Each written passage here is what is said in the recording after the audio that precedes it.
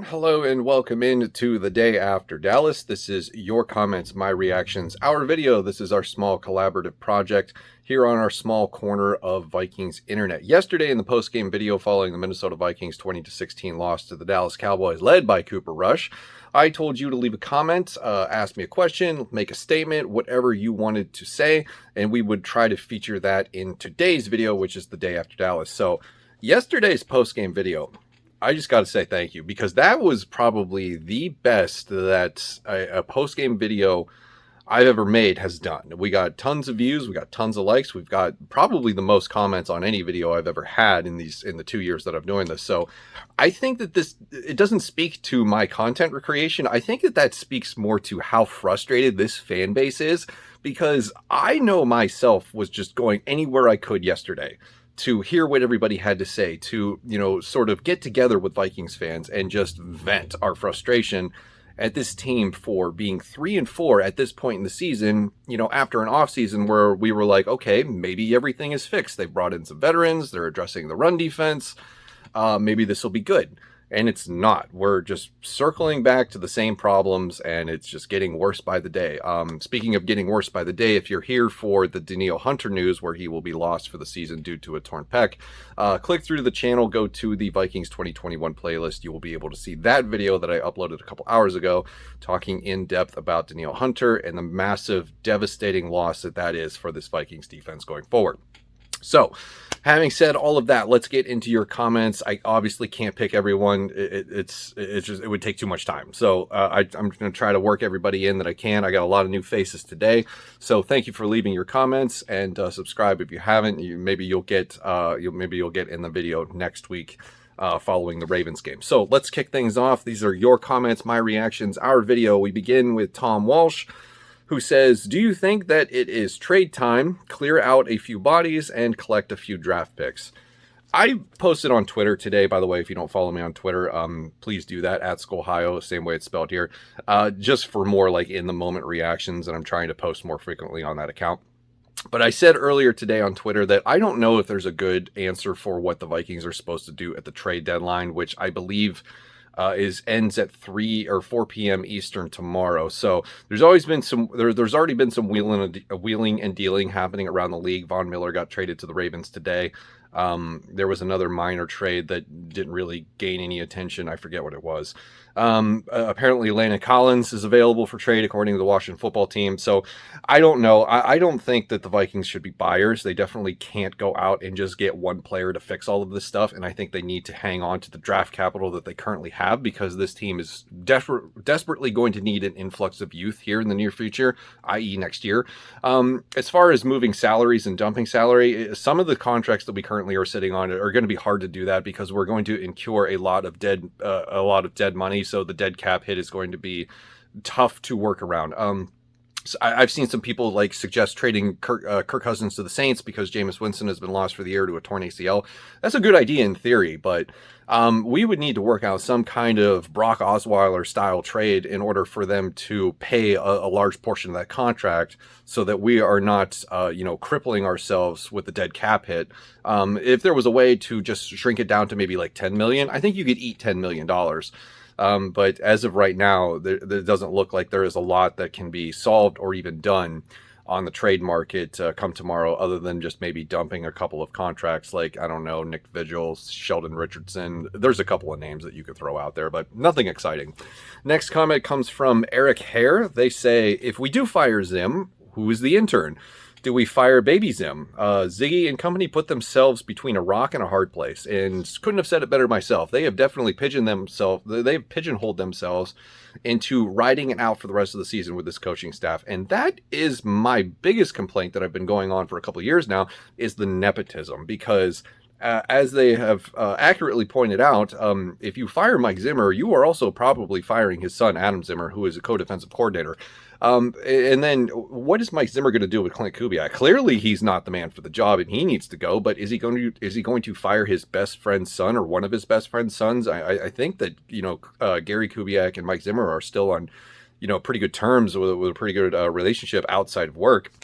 How do you do that? Nepotism is such a problem. You can't hire friends and family to do the job around you, because, in the real world scenario where the organization decides to make a change, it's likely they're all losing work too. So I don't know. I don't think that there is a Kevin Stefanski on this coaching staff, sadly, where you can make a change to and then see an improvement over the next 10 weeks. I think that they have to stick with what they have for two reasons. One, they don't want to bring that kind of attention to them, like, oh, this is a dumpster fire organization. How would a potential head coaching candidate look at this at the end of next year that's looking for a head coaching job? Be like, well, they could potentially do that to me if I'm not delivering results. So I think they'll wait based on that, and that just the fact that I think if they fire Mike Zimmer, I think they get worse. I don't think they get better. So at least in the interim. So I don't think it's a good idea. But to answer your question, I don't know. Maybe Patterson. That's about it. Next comment comes from Z Patriots. They say, "Do you remember what happened the 8 years before Zim? LOL." Yeah, I do. What's your point?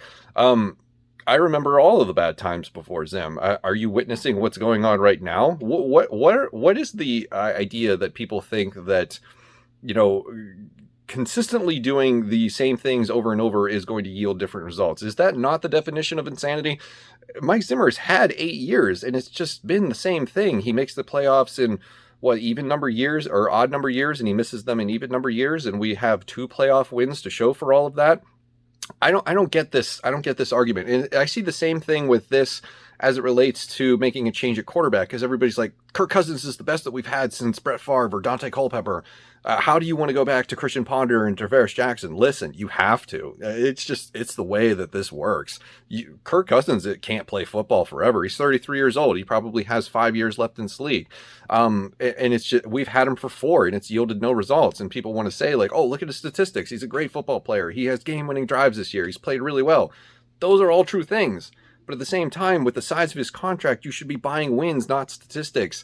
And I'm not worried about going back to a Christian Ponder year or a Christian Ponder era, because during the Christian Ponder era, there was a season where we won 10 games. So, I mean, what's the difference? So yes, to answer your question, I do remember, the time before Mike Zimmer. It wasn't great. The Mike Tice, Brad Childress, and Leslie Frazier teams, it was kind of fun sometimes and it was really bad other times. And it's kind of the same way that we've been dealing here. The Vikings are disaster proof, and they'll never be bad enough to have like a 1 in 15 or whatever the math is now with the extra game. And, very rarely will they have a really good season where they're 13-3. So I don't understand that argument, really, to be honest with you. Next comment comes from Romaine. They say, off a bye week at home, Sunday Night Football against the Dakless Cowboys. Several times the Vikings under Zim has had every reason to win a game like this, yet they come out and lay an egg. Reminds me of when they lost to Chase Daniel in Chicago 2019. If heads don't roll tomorrow or after the season, I don't know how I stay a fan of this anti-progressive, afraid to win team. This is one of the best comments I've ever seen, and it just very neatly and accurately points to the frustration that we're all feeling, and it's a great description of why this team is currently in the rut that it's in. It's because it's afraid to win. They're afraid to make the mistakes. They are adverse to risk. They don't want to take risks because they're too worried about the results being negative and not in their favor. So they weigh the risk reward factor and they decide, oh, okay, we can't be doing that, so we're not going to do it. But I just wanted to highlight that because I think that's how a lot of people are feeling today, and that's a great way to summarize it. Next comment comes from Violet Valkyrie. They say, I don't know where everyone else is, but I think I might have reached my limit. I might have to find another team to root for until Zim is gone because my blood pressure can't take any more of this garbage. I don't advise anybody to quit the team. I don't advise anybody to surrender your fanship or your fandom because the results right now don't look good.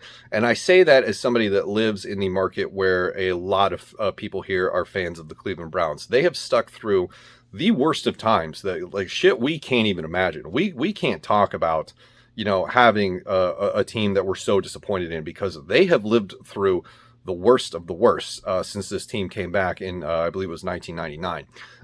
It can always get worse, guys. So that's something that I don't want to see people doing. Don't throw away something that you've been a fan of for years and years and years because we're going through some hard times. Because as hard as these times are, they could always definitely be worse. And I think that the best approach to this is just take a week off. Maybe on Sunday you're not at work, you have free time.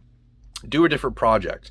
Go out and hang out with friends, or like do a different activity, watch a different game completely, and just, you know, check the score as the game goes on. Sort of unplug yourself from it just for a week, maybe, just to see how you feel after that. But you know, don't leave the fan base, because I don't think that that's what anybody wants. I mean, there's things you can do in protest to this team being absolute garbage, and that's like not buy season tickets, or, you know, stop buying merchandise, or those type of things where you vote with your wallet. But I don't think you should abandon them completely. I think it's a bad idea, because without failure, you cannot appreciate victory. And if you know what movie that's from, you get a cookie.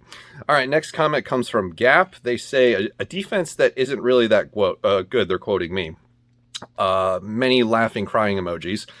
Compared to last season, Dallas is night and day different. So yeah, okay, I agree with you. I should eat some humble pie. This is in reference to me in yesterday's video complaining about how the Vikings offense was not doing its job, and sort of just stuck in neutral after that first drive where they scored a touchdown, because beyond scripted plays, they just seemed to shut down and, you know, piddle their way through the rest of the game.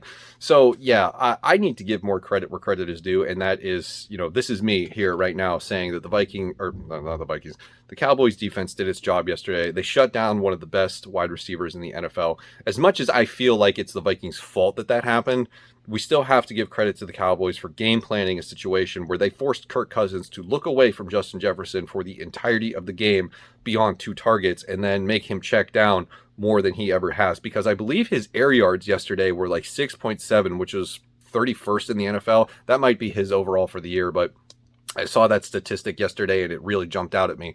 So, you know, credit to the Dallas Cowboys. You know, they've lived this season on the takeaway and the turnover, and that didn't happen for them yesterday.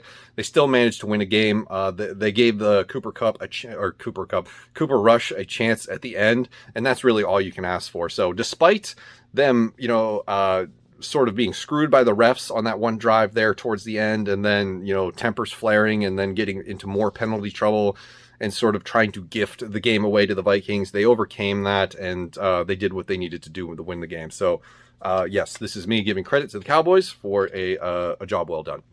Next comment comes from Vince James. They say, and will limp into the playoffs as the 7th seed and get bounced out of the playoffs in one game. So I have said that this is not a playoff team, but if you look around the landscape of the NFC right now, it's pretty hot garbage other than the teams that are at the top, right? You've got the Rams, the Bucks, the Green Bay Packers, and the Dallas Cowboys, go figure. And there's a few other teams right there contending for the top. But as far as the middle of the pack and the bottom of the pack goes, it's pretty wide open. So there is definitely a reality that exists where the Minnesota Vikings backpedal into the playoffs as a 9-win team, or maybe even, God forbid, an 8-win team. Can you imagine that? And then they just get trounced in the first round because they've got to go up against one of these teams that are just as good as the Dallas Cowboys were against them yesterday. So that is worst case scenario for me. As much as I don't want to lose games, I don't want to do another year of us going to the playoffs and we get a first round exit, and then that buys Mike Zimmer some more time. It's just the same thing over and over again. So I vote for that to not happen, as much as it would suck to end the season, you know, at the end of the regular season and not make the playoffs. Next comment comes from Always Great USA. They say, you wouldn't keep Thielen, Cook, or Everson Griffin. Seriously? So this is in response to me yesterday saying that I want to burn the franchise down, start completely over, and that the only players that I would keep, and I believe I'm going to rename these correctly, would be Justin Jefferson, Brian O'Neill, Christian Darrisaw, Eric Kendricks, and I think that was it. I think that those are all the names that I said. You can click through to the channel and go to the playlist to rewatch that post-game video from yesterday. No, I would not keep Dalvin Cook. I am on the spectrum of football that I believe running backs don't matter, and that they are mostly interchangeable, other than guys like Derrick Henry, because Derrick Henry is the identity of that football team. They're trying to force Dalvin Cook to be the identity of this football team, and it doesn't work, and it hasn't worked. And I don't understand why we're still doing this, because have we not learned anything from the Adrian Peterson era? Like, I'm going to use that argument back at people because, Always Great USA is always in the comments and liking up the videos and giving me good talking points and questions to respond to. I think that this is the first time you and I are going to disagree, if I could put it that way. But I'm going to use that argument that people are like, well, don't you remember what happened with before Mike Zimmer and before Kirk Cousins? And I'm going to ask people, do they not remember the Adrian Peterson era where we had one of the best running backs of all time, just a super freak athlete, breaking records, breaking ankles, running over people, truck stick personified? What do we have to show for that? How many playoff wins did we get during that era? We don't have Super Bowl trophy because we had Adrian Peterson. Running backs don't matter anymore in the NFL. This isn't the early 2000s or even the early 2010s. This is 2021 where the rules favor the pass, and the athletes on defense are fast and strong as well. So, look around the league at the top running backs like Christian McCaffrey injured, Saquon Barkley injured. I think, I don't even know who the leading rusher is right now. I think Joe Mixon's up there. Ezekiel Elliott's up there in the top 5. Dalvin Cook, I think right now is ranked 13th in total rushing yards because he's just not getting going. His longest run of the year is 23 yards. I would not keep Dalvin Cook. I would trade him and get rid of that contract. Would I keep Adam Thielen? No. But I think that you could probably win me over on that one because he seems like the kind of guy that you would want for a young quarterback and a young team as a veteran, if you will, sort of like that security blanket, right? We talk about tight ends being the security blankets for young quarterbacks. Adam Thielen is kind of like that. He could play that role at the wide receiver position. So yeah, you could talk me into keeping Adam Thielen, but as far as running backs go, no, absolutely not. And that's harsh to say, but that is my stance, and I will die on that hill. Next comment comes from, I lost my page here. Next comment comes from H-Town Cowboy. They say, to be honest, I thought the Vikings did a pretty good job against my boys. If anything, I feel like we have a lot to improve on, but I feel your frustration. Always love it when fans of opposing teams come in. I give them an opportunity to participate in these videos, so great to see that. I think you're being a little too humble there. I think, as I said earlier in the one of the previous comments where I was like, I got to serve myself up some humble pie and give credit where credit is due. The Cowboys had a game plan to mitigate what could potentially be a high-power explosive offense if the coaching staff would just get their heads out of their asses and start throwing the ball down the field and targeting Justin Jefferson and Adam Thielen more. And they didn't do that. And so I have to say, if Kirk Cousins' excuse is pressures and coverages are what took away those opportunities, the credit needs to go to the Dallas Cowboys defense for being better than I thought they were in the moment. There's definitely some things that you need to clean up, like, the penalties and whatnot. But as far as being a team overcoming adversity in a tough situation on primetime Sunday Night Football, I think that is the best that you could ask for. But you're definitely wanting Dak Prescott to come back as soon as possible. And according to reports today, it looks like he's on track to play the next game. Next comment comes from Z-Man R2. They say, y'all do realize the better team won, right? ? Yeah, I realize that. I think the Dallas Cowboys overall, in the grand scheme of things, are the better football team. The record reflects it. I think their talent reflects it. And I think their offensive approach to the modern game reflects that. Were they the best team last night? No, I don't think either of the two teams were very good. And I think that they both deserve to lose that game. But the Cowboys, upon further reflection, they played more aggressive. They were more willing to take risks with a backup quarterback who has never made an NFL start, in a big game setting. And, they sort of did what they needed to do to win the game. But it seemed like for the most part that they were just trying to hand it away because they didn't want it. And the Vikings kept handing it away because they don't want it either. So, are the Cowboys the better team? If that's your point, yeah, I would agree. I'm not going to argue about that. The record reflects it, and everything else I said reflects it. You got a point there. Last comment comes from Randall Morgan. They say, make no mistake about it, Stephon Diggs was right. Boy, it's going to be tough to stomach that whole scenario for a long time as Vikings fans, at least maybe a couple years after the Mike Zimmer era ends, which should be this offseason. Because Stephon Diggs was right. He was right at the time, and he is right now, and he will continue to be right until we make a change. And, a lot of people talk about what's going to happen with Justin Jefferson going forward? Is he going to be, you know, following those footsteps, become a Stephon Diggs 2.0? I don't see that happening. Is he an established superstar? Yeah.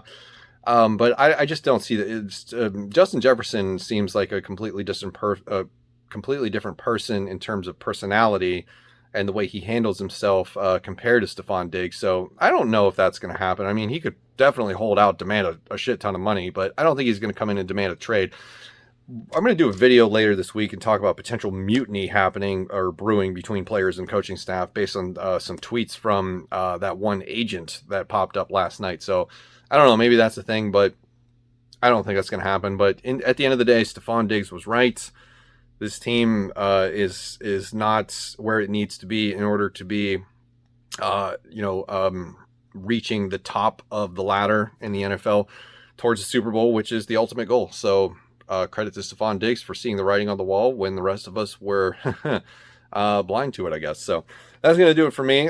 Thank you guys for everything yesterday on that post-game video, and I hope you all enjoyed this. This has been me reacting to your comments, my reactions, our video. That's going to do it. Thank you for watching. I'll see you in the next one.